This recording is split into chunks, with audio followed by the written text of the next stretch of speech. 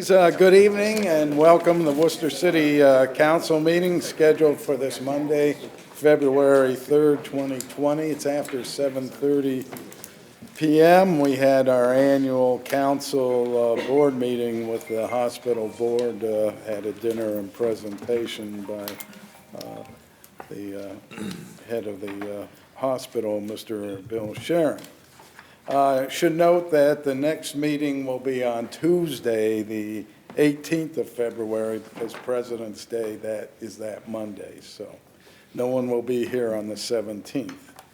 Now, I remember Mr. Ansel telling us he wouldn't be here, but if you would please call the roll, Ms. DePaulo. Mr. Ansel, Mr. Bostancic. Here. Mr. Cavan. Here. Mr. Myers. Here. Mr. Sanders. Here. Mr. Silvestri. Here. Ms. Warden. Here. Well, we do have a quorum, and the agenda will remain as presented.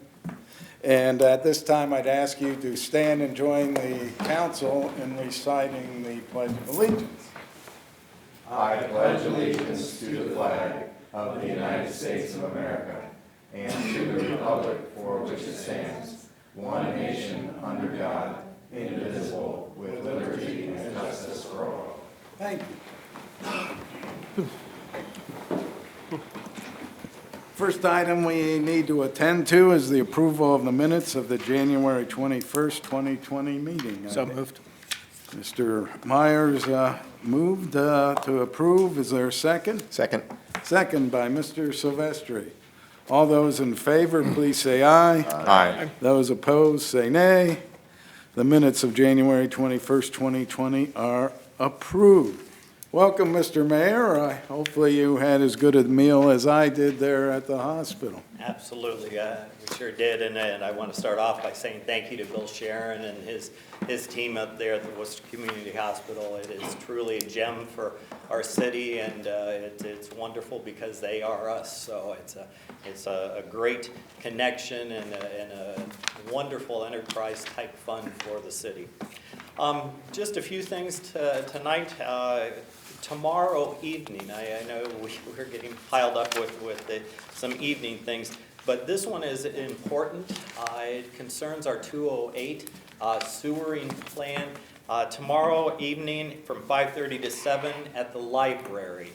There'll be someone from NEFCO, Northeast Fork County organization. It's the group that we've been a part of for about close to 40-some years.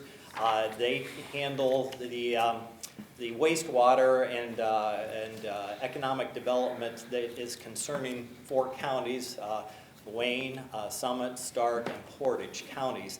And every 10 years they do a 208 plan, upgrade or renew. And it really concerns us just in one portion of our city. It's up close to the Mel Lane area, actually where Geyers Chapel hits Smithville Western Road. And it's a matter of looking towards the future, trying to say who is the right entity to sewer that district. Well, the topography of the ground really favors Worcester being the sewerage service for that area, along with the growth of our city in that direction, that this 208 plan will set that what's called a red line. So it's really an important thing to voice your opinion about and to understand what it is. So if you can make tomorrow night from 5:30 to 7 down at the library, you will be much more in the know on what a 208 plan is. And our staff here is happy to help you understand 208 planning also, but it is an important thing for our city. Just want to point out, many of you know Rick Martinez, some call him Chico, is the way most people remember him.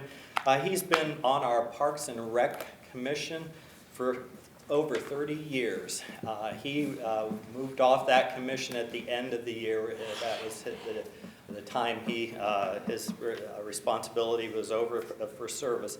So we did a recognition of him at the Parks and Rec Commission last Monday, and thanked him for 30 years of service to our city as a volunteer. So he ran many of the T-ball clinics and all young soccer leagues, and has been an instrumental part and volunteer in our city for a long, long time. So thank you to Chico for all his help. Let's see.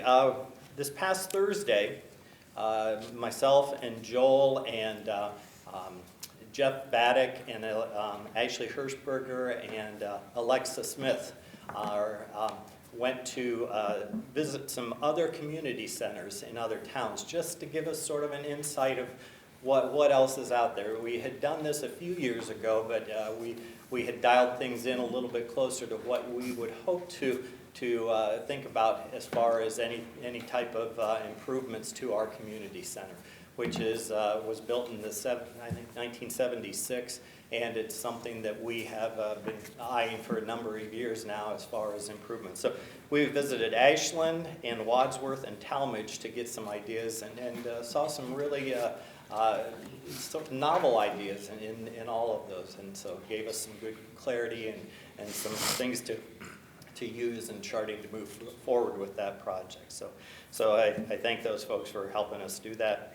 And lastly, the Charter Review Commission met for its first meeting last Tuesday on January 28th, and John Scavelli is leading the charge for the administrative team with that to move that forward. We have 11 volunteers helping us as a Charter Review Commission. So I think things will go well with that group, and if you need to or want to know when any of the meetings are, John can fill people in Orlando. So with that, I'll turn it over to you, Mr. Beindijk. Thank you, Mayor.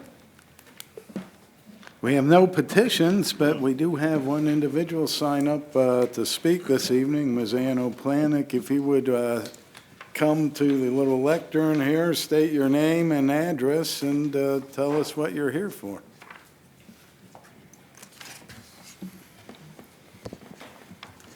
Hi, my name's Ann O'Planick, 4700 Mel Lane, Worcester. Thank you for letting me share a few thoughts tonight. On your proposed agenda item, that's on the agenda for this evening, I think it's your only item, about the proposed purchase of land for an industrial park.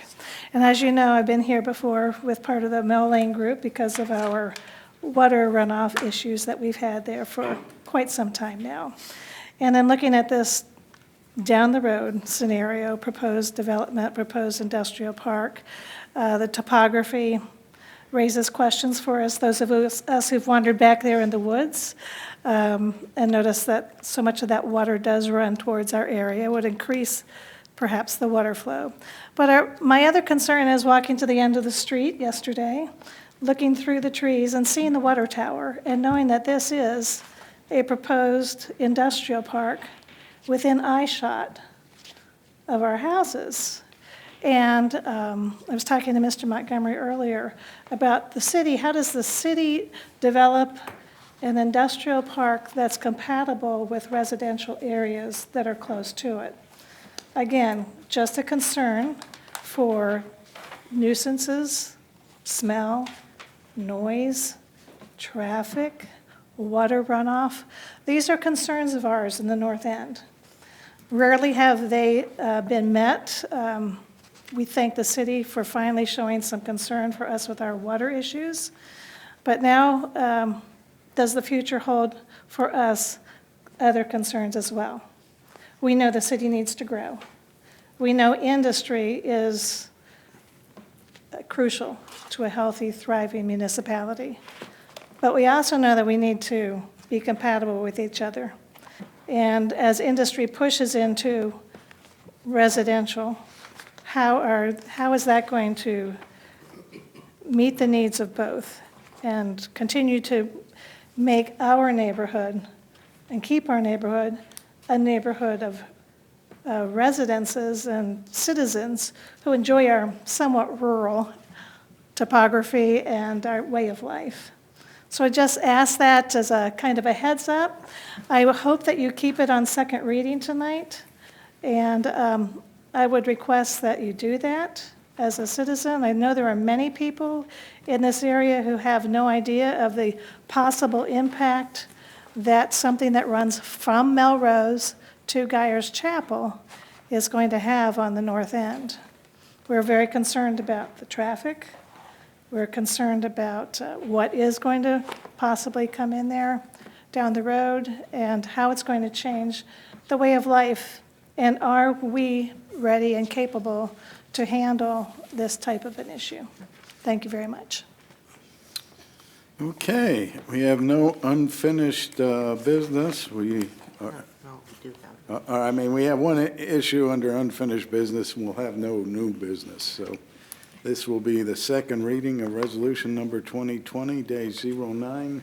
It'll be presented by Ms. Warden. Would you please read the title? Resolution number 2020-09, a resolution authorizing the Director of Administration to enter into a contract with 5L Farm LLC for the purchase of land and declaring an emergency. Ms. Warden, the floor is yours. Thank you, Mr. President. At our previous council meeting on January 21st, I believe it was, this issue was addressed, and we decided at that meeting that we would save this for a third reading, which will take place next week on the 18th, in 2 weeks on the 18th, when all of our council will hopefully be present. So I would ask that everyone be prepared to vote on the issue at that time. Just to briefly go over a couple of the facts for this particular resolution. The city is proposing that we purchase 138.66 acres for a sum of $2,026. That amounts to about $14,424 per acre to create a publicly owned industrial park. Again, we will discuss this further at the following meeting. I appreciate your comments, and the concerns that you have are heard. We'll definitely take that into consideration, and I urge you to also reach out to my fellow council members if you haven't done so, especially Mr. Griffin, about the drainage issues that we discussed. And yes, that's all. So I'd just like to leave it where it is tonight. Anyone have anything else? Mr. Myers? Thank you. I'm still undecided on the ordinance, but I appreciate Ms. O'Planik's comments. One of the things I will note is that a lot of that land is currently in the county that has no zoning. I'm not suggesting that we'll be able to protect the proximity of the neighborhoods to the commercial development, but currently there's no protection either. And again, I'm on the fence. I'm not sure if it's the right thing for that or if it's the right thing for the city to do. I've been talking to a lot of local landowners and business people, as well as some of my fellow councilmen. So I'm still gathering information to make a decision, but I do appreciate the concerns that you brought representing the people in that neighborhood. Anyone else? Mr. Sanders? Don't really, my comments aren't necessarily, aren't specific to the legislation. They're somewhat, it is related to the legislation. And it's really directed more towards the administration in terms of, okay, we move forward with the purchase of this property. We entice 1, 2, 3 new industrial units to come into the community. Again, we're still discussing workforce housing. So, you know, are we putting the cart before the horse? Are we going to work parallel with these two items, or just kind of, is there a game plan, or? I'll be happy to speak up first and let the team go from there. Of course, we are cognizant of issues that industry has noted about housing issues. That is an area-wide problem throughout the state, as I think Mr. Millay has done some studies on that, and maybe Mr. Scavelli, I know you had talked to me earlier today on that. So yes, we are cognizant of that. Even if we buy the land next on council meeting on the 18th, chances of any type of development actually happening, if we had somebody standing in the wings at the end of the meeting saying, okay, we want to buy that for an industry. You're talking, you know, a year, 2 years out, as you know from being a contractor. You can't get buildings and roads and sewers and things like that built in those kind of times.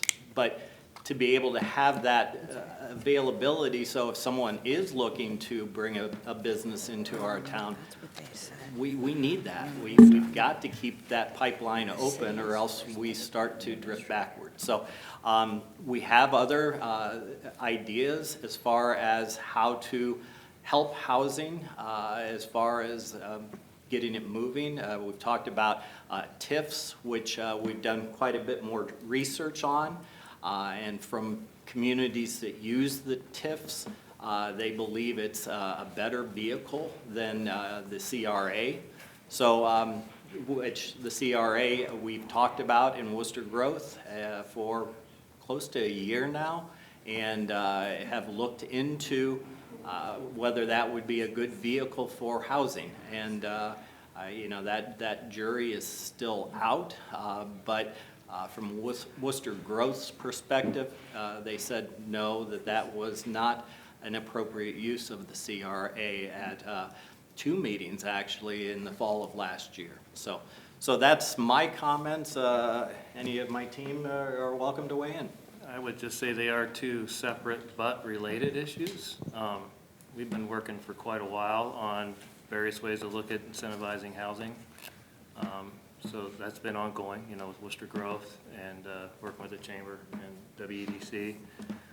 And speaking of WEDC, I don't want to put Tom on the, you know, on the spot here, but he can probably speak better than any of us to what businesses are looking for when they're looking to locate an area like ours, and whether they're relying on the city or the county to supply all of those jobs from within, or whether they're looking at a more regional, you know, up to a 45, 50 miles hour radius to do that. And, you know, I would think, you know, if a Daisy were looking at the city of Worcester to supply all their jobs, they, you know, that wouldn't be something that would necessarily sustain that. So, like Bob said, I think they're both things we work on, you know, simultaneously. But I don't know if you want to hear from Tom, or Tom could speak to what a business looks for, you know, in a community like ours. So we talking housing, we talking, I'm sorry. If that's okay. Yeah, I just guess I'm hijack talking my about meeting, business is what they're Montgomery. looking at. Yeah. Okay. As far as businesses are looking for, once again, obviously they want to develop a land that has the infrastructure there. And if you're looking at the 5L Farm, for example, it does. It butts right up against all kinds of utilities, so which would make it very nice and easy to develop. They want to be a part of an industrial type of area. They don't really want to go out into like places. They don't really want to be close to neighborhoods either. That's one thing that they are very sensitive to. So, but as far as they want to be close to, they want access to highways. They want access to employees. That's why housing is very important as we start to talk about both issues as we go forward. Worcester Wayne County is very unique because it can really draw from a multi-area or geographic area, so that's very helpful as well. So you know, these are things that they definitely look for. They look for one owner. That's one thing that's very powerful. If they can deal with one owner as opposed to multi, sometimes you have a plot of land that might be owned by, you know, several people. That's very challenging. So having one owner is very powerful, and having control, especially from the government side, is something that's very important to them as well. Those are just a couple things. Thank you. Thank you. Sure. I'm good. Any further questions from, are we allowing that? All right, this time, and Ann O'Planick. The sewer meeting, that's tomorrow night, Mr. Brannaman. is that for a planned sewer expansion for the city of Worcester? What the meeting about tomorrow is, really, the 208 plan is, you are supposed to identify all the people that have sewerage systems are supposed to identify where they think they will be sewering within the next 20 to 30 years. So that's what the red line on the map identifies, is where do you, as a community, think you will be able to sewer within the next 20 to 30 years if people have that demand and want to move into that area. So that's what it is. Okay. Does it connect in then with the industrial plans for the future too, which would be a higher need for a Right. sewer? Not really, because this land isn't really identified as far as the use of it. My guess is this area will probably develop residential up in that area, because Mel Lane is very close to it, and there's a farm that just sold across the north side of Smithville Western, and we have not heard any plans at this point for what the new owner is going to do with it, but my guess is they will probably look at residential development of that property. So I believe that this red line change up in that area will probably go more towards a residential, but that's just a guess. I can't see any farther down the road than anybody else in this Okay. room, so. Thank you. All right, let's move on to miscellaneous, and we'll just go down the road, starting with Mr. Cavan. Oh, thank you. I just wanted to give a shout out to Worcester Community Hospital, Bill Sharon. Excellent presentation, making us aware of the accolades they've received, showing us long-term range plans that the hospital expects. As always, very, very good presentation. We look forward to those. And we are, without fail, since I've been on council, delighted at the end of the meeting, because it's I can't really say world-class operation, but it's one of the nicest operations we have in Wayne County for sure.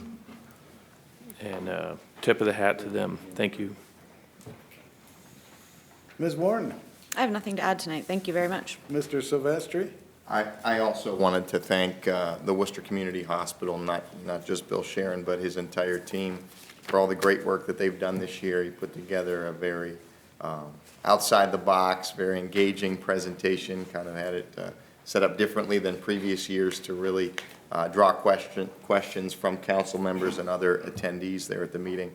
But I just want to give him the commendation that is due for keeping our hospital competitive, keeping it a great value for Worcester's citizens. They've had a big outlay of cash recently. We had the meeting in one of the most recent expanded portions of the facility, so one of the most recent additions. And as a result, he talked about certain things that they do to control cost, all the way down to not hiring additional executive staff. I know he went from 7 to 5 direct reports. So where he's working hard to keep that a real gem in our community, and I think he's to be commended for that. Thank you. Mr. Myers? Thank you, President Bitendike. I wanted to just say congratulations to Chico Martinez for his 30 years. He's been a dedicated volunteer in this community in the soccer and youth baseball program. He, Chuck Malta, and others started the youth soccer program, I guess about 30 or 40 years ago, to be that beginning program. And if you're ever trying to drive up on Burbank Road towards the north end on the weekends when there's thousands of kids playing soccer in those soccer fields, he was very instrumental in starting that program and to its success today. So I just want to say congratulations to Chico for a job well done. Mr. Sanders? With all the previous exemplary comments, I have nothing further to add. And last but not least, Mr. Costanza. I have nothing further to add. All right, I hear Mr. Myers chirping in my ear to adjourn. Is there a second? Second. Second, Mr. Silvestri. All in favor, please say aye. Aye. And we're adjourned.